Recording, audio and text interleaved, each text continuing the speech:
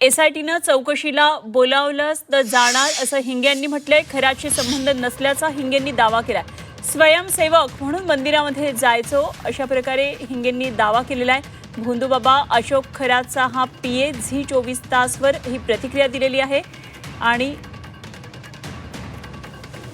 रमेश हिंगे यांनी हा दावा केलाय. खऱ्याशी संबंध नव्हता, आम्ही केवळ स्वयंसेवक म्हणून मंदिरामध्ये जात होतो आणि जर एसआयटीनं चौकशीला बोलवलं तर जाणार असंही त्यांनी दावा केलेला आहे. तसं त्यांनी हिंगेंनी विश्वास दिलेला आहे. तर स्वयंसेवक म्हणून मंदिरामध्ये जायचो. भोंदूबाबा अशोक खराचा पीए याने ही प्रतिक्रिया दिलेली आहे. तर अशोक खरात याचा पीए होता आणि रमेश हिंगेशी या संदर्भात काय नेमकी प्रतिक्रिया ती बघणं महत्त्वाचं ठरणार आहे. कारण मंदिरामध्ये केवळ मी स्वयंसेवक म्हणून जात होतो असा दावा त्याने केलेला आहे.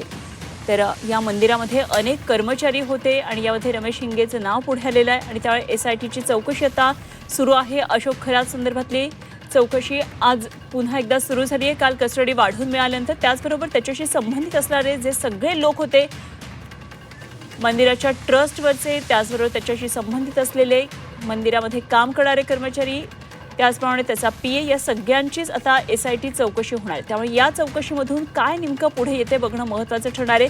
तर हिंगेनं सांगितलेले जर चौकशीसाठी एसआयटीनं बोलवलं तर जाणार. सुरू होती ते अशोक खरातांचे पीए असल्याची देखील चर्चा सुरू होती. आपण त्यांच्याशी बातचीत करणार आहोत. नेमकं रमेश हिंगे तुम्ही आहात, तुमच्या नावाची चर्चा होती, तुम्ही अशोक खरातांचे पीए होते, पीए आहात आणि तुम्ही आर्थिक व्यवहारामध्ये देखील आहात अशी चर्चा सुरू होती. नेमकं याकडे कसं बघता, ही चर्चा सुरू आहे?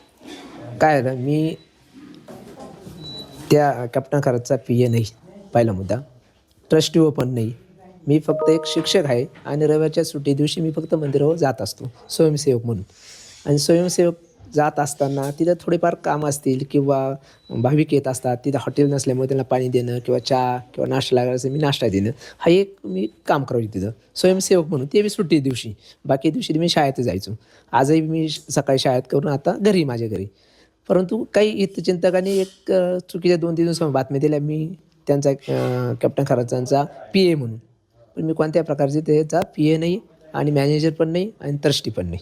तुम्ही एकामेकाला ओळखत होते का? कॅप्टन खरात असतील, तुम्ही असतील, किंवा त्यांनी सांगितलेलं तुम्ही काही काम केलं आहे का? काही जेवणाचे डबे वगैरे किंवा काही त्यांना भक्तांना लागणाऱ्या वस्तू तुम्ही पोच केल्यात का?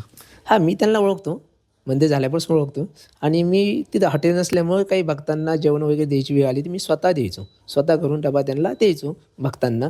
कारण की तिथं आमचा ग्रामीण भाग एरिया आहे. कुठेही तिथं पाणी लवकर भेटत नाही, चहा पाणी भेटत नाही. त्यामुळे एक सुट्टीच्या दिवशी शिक्षकांना त्यांनी मला एक अन्नदान म्हणून मी करायचो या गोष्टी भाविकांना. तुम्ही जवळचे व्यक्ती आहात असं भासवलं जात आहे आणि तुमचं नाव कुठंतरी जाणीवपूर्वक तुमची बदनामी करण्याच्या उद्देशाने समोर आणलं जात आहे का?